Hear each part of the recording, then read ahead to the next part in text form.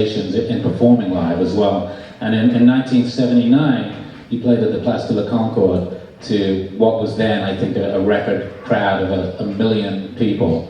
Tell us about that, and tell us about the planning that went into that, and then how you've continued to really push the boundaries with live performance and the spaces in which you do perform the music as well.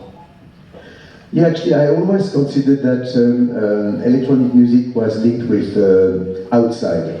I don't know why. I mean, maybe because jazz or rock is probably a music for clubs where you are actually literally plugging yourself into the power to get the power in your stomach.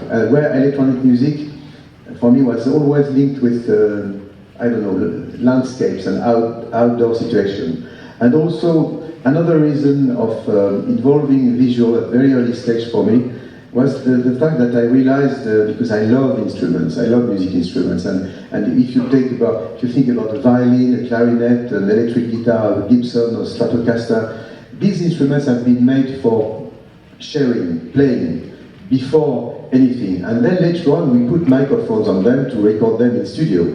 Then they went from stage to studio.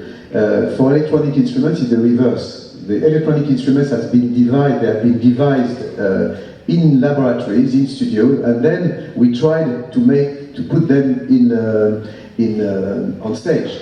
And at the beginning of my career, I mean, staying 2 hours behind a scene is not the most sexy thing in the world. And you had to find something to try to share with the audience. I don't know, the feeling, the emotion of the performance. When you are doing a guitar solo or something in front of the audience understands that what they hear is what the guy is doing. With electronic music, it's more obscure, it's more ambiguous. So I really tried to explore this by actually trying to find the visual correspondences to the music I was playing. It really started from that. And also the fact that it was outside. Also was also, and it still is with festivals, the idea that in days we are so connected, and it's even more now, we are connected to the world through screens, through virtual means.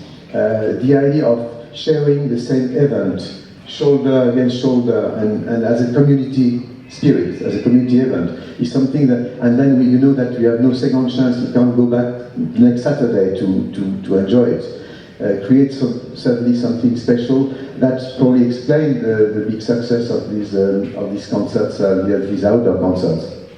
You know, the success that you had at that time really enabled you to do a lot of experimentation, both in recording and performance.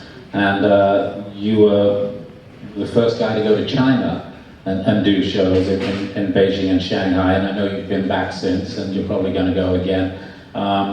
You ran into a lot of red tape that first time around as well, didn't you, with trying to pull off something like that in what was then a little bit more of a restricted society than perhaps it is today. What did you learn from trying to take that music into a situation, I guess, that was just so unusual and so different? You're taking it into communist China. What did you learn from that? Actually, the first time I played there it was like playing on the moon for both sides. I mean, people were, because I went with a pretty new or revolutionary type of visual concept and concert that could be new on the New York point of view, or London point of view, or Paris point of view. And in China, they've been cut in the Mao's time for 30 years from everything coming from the West. So for them, it was a shock.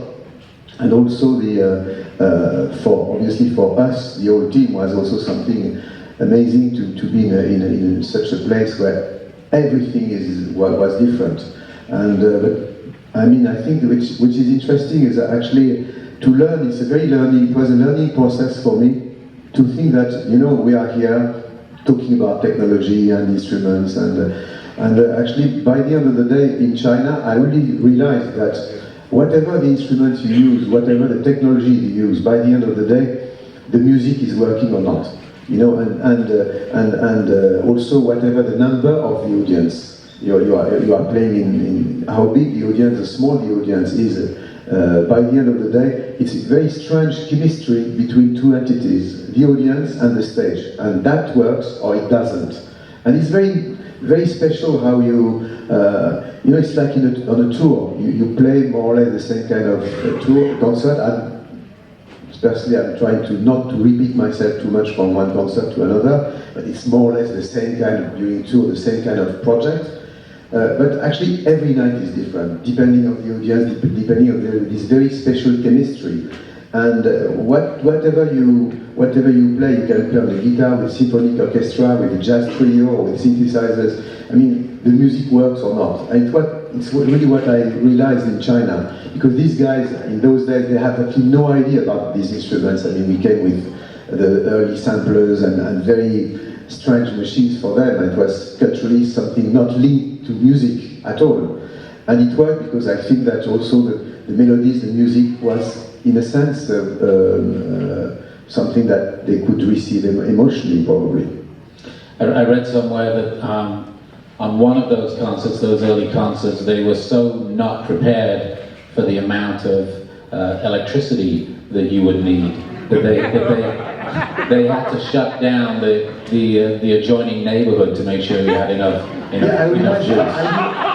I knew it because they didn't say, but I heard later on that it was in Beijing actually. The first concert I did in Beijing, they switched off part of the city to give us the right amount of power.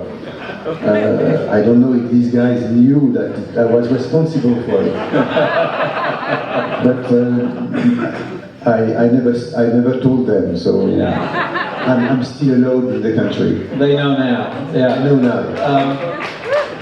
You know, through the years with live performance, you've done some amazing shows, and you've played the London Docklands, the Egyptian desert, back to China, Tiananmen Square, Moscow.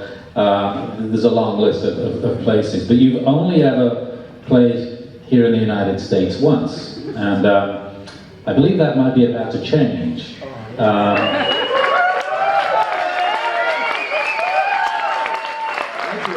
So